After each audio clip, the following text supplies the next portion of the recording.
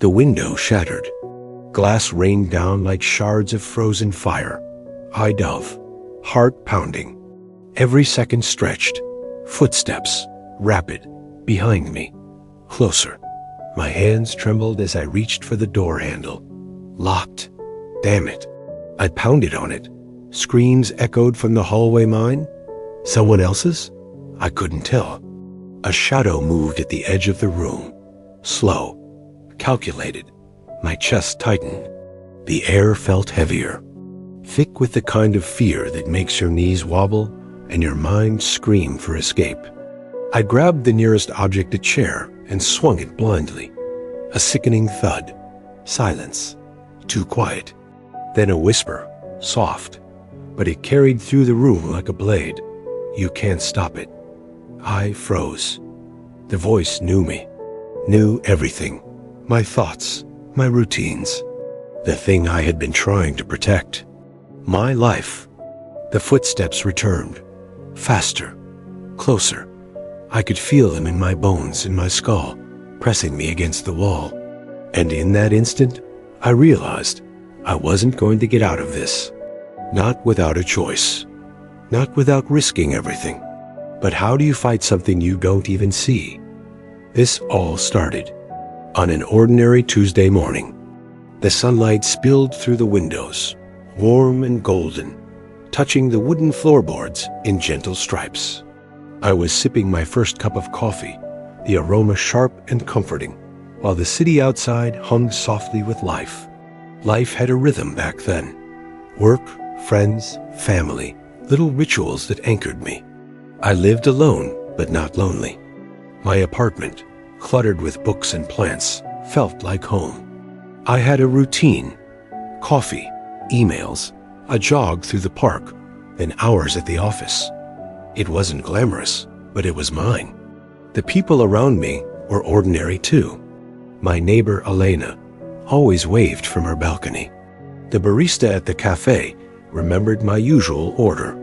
Even my cat Milo had his quirks demanding attention at precisely 7 a.m., curling into my lap as if he owned time itself.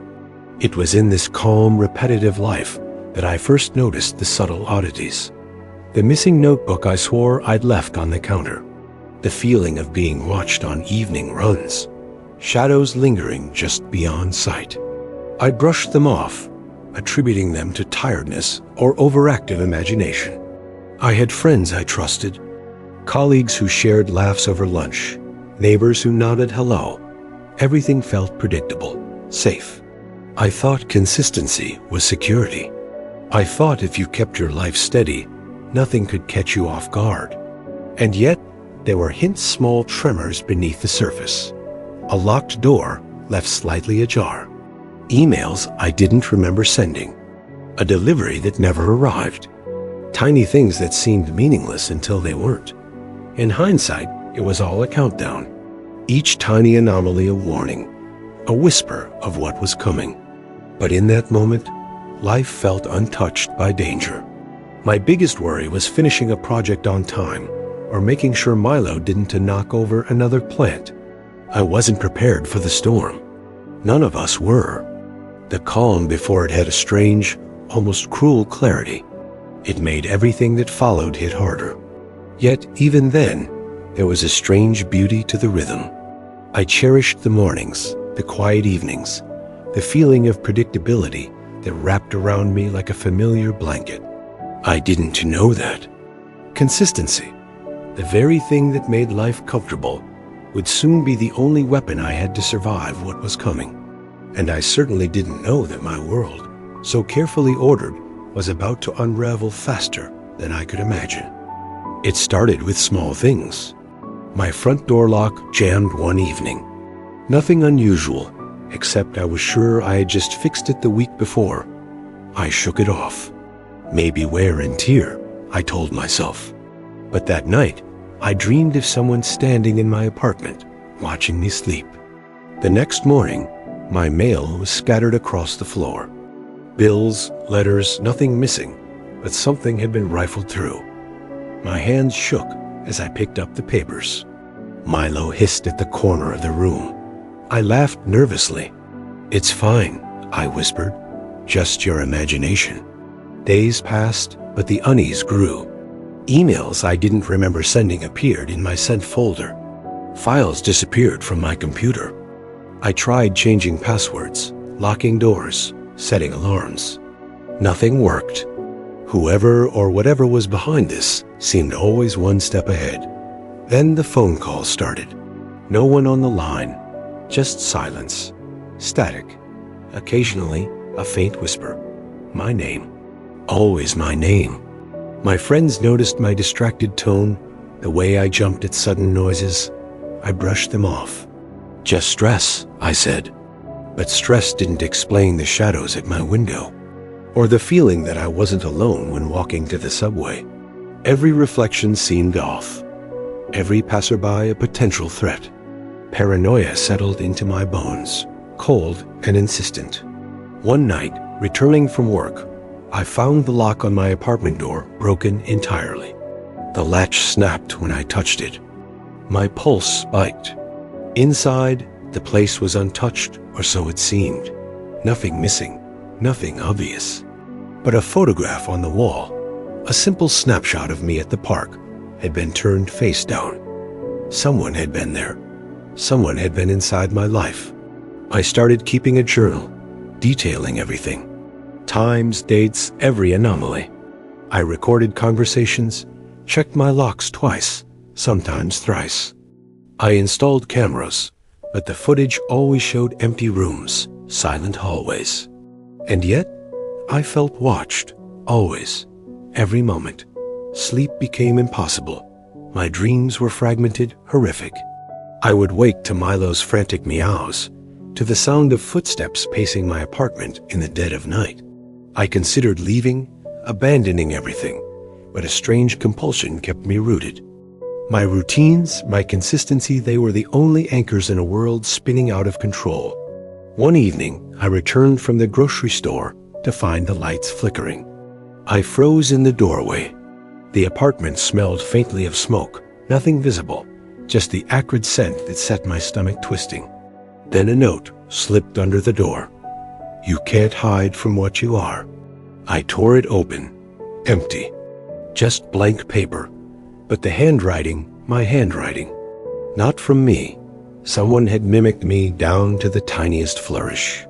Panic clawed at me. The person entity was intimate, knew me, knew everything. I began noticing patterns in the anomalies. Times, locations, small triggers. The intrusions were deliberate, testing me, weakening me. I tried to fight back, change my routines, throw them off. But the harder I tried, the more relentless it became. My apartment, my sanctuary, had become a trap. The nights grew unbearable.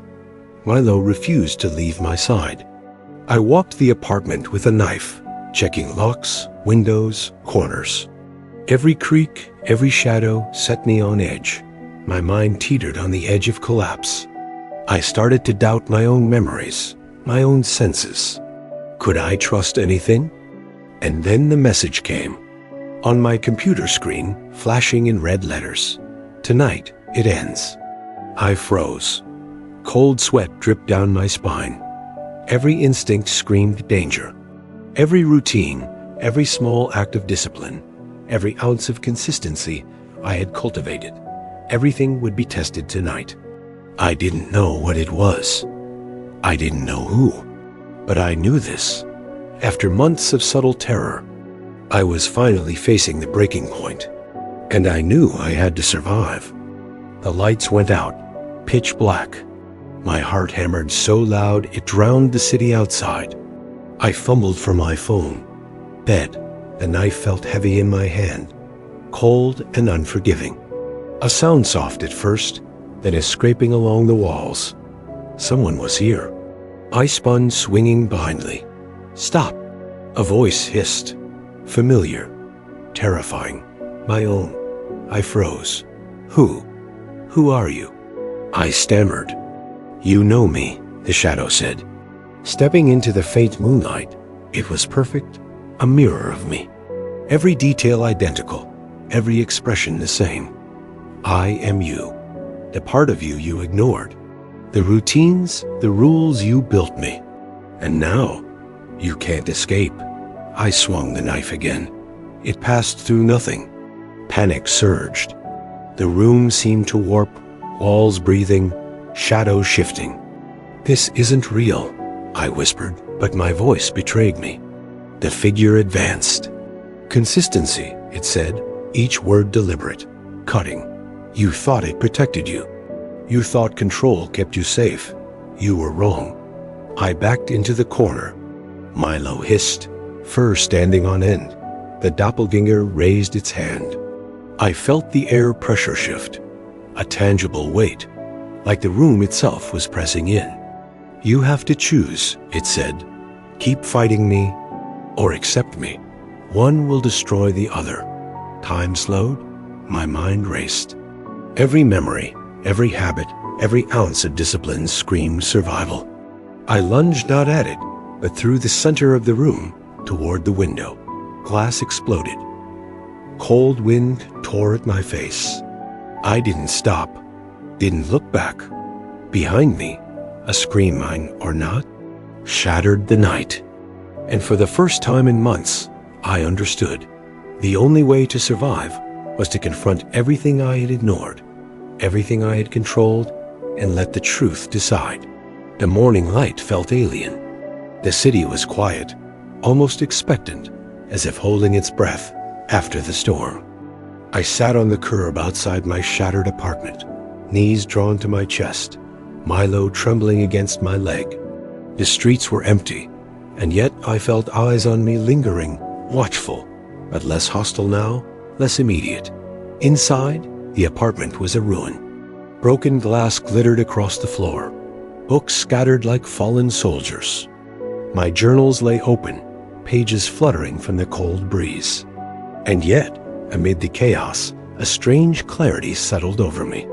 I could see every pattern, every misstep I had taken, every ritual I had relied on, every habit I had assumed was protection, had been a trap if left unexamined.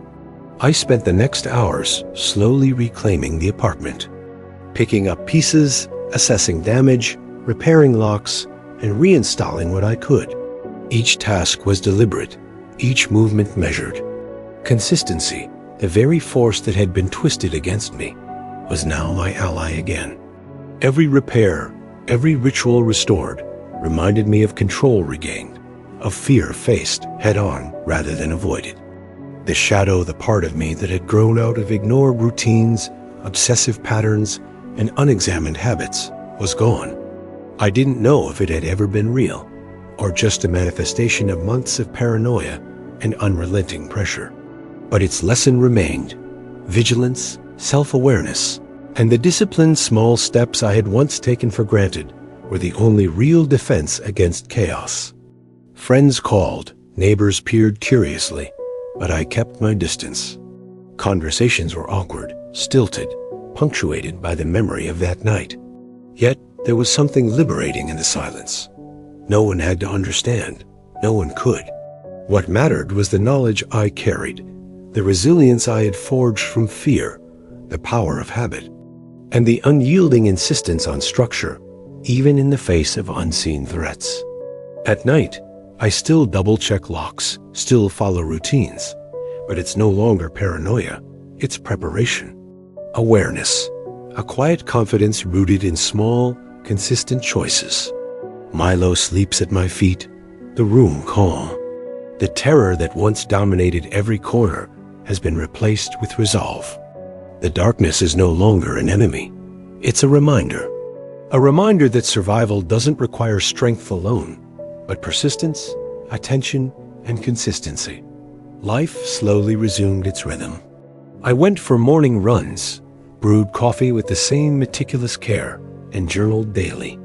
I learned to embrace the mundane, because it was the mundane that protected me, that anchored me when chaos threatened to break everything apart. Every repeated step, every small act of discipline, was a shield forged silently over time. The apartment, once a stage for fear, became a sanctuary again. I rebuilt, repaired, and reorganized, finding satisfaction in the patterns I had once dismissed. Milo purred against my side, content, grounding me to reality.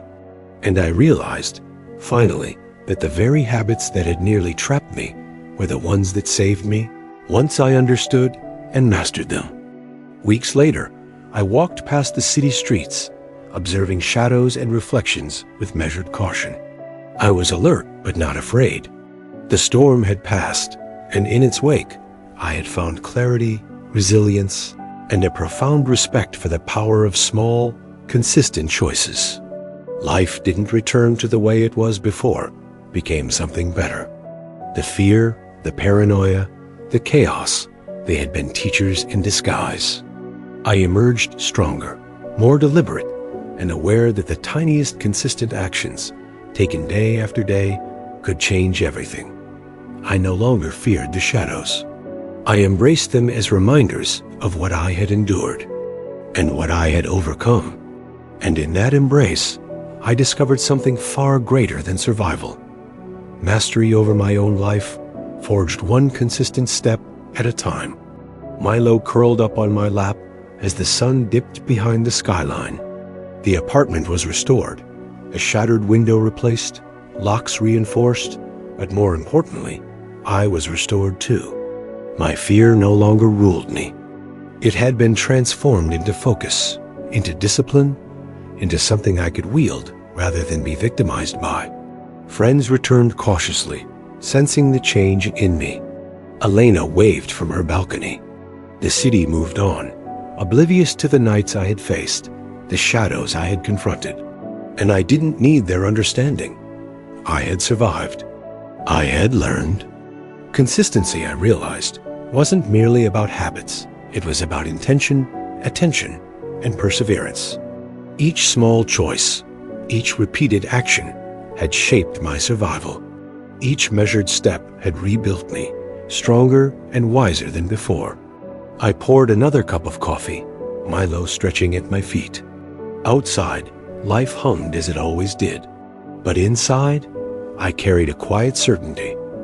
No matter what chaos came, no matter what darkness rose to challenge me, I had the power to endure because I had mastered the one thing that truly mattered myself. And in that mastery, I was free.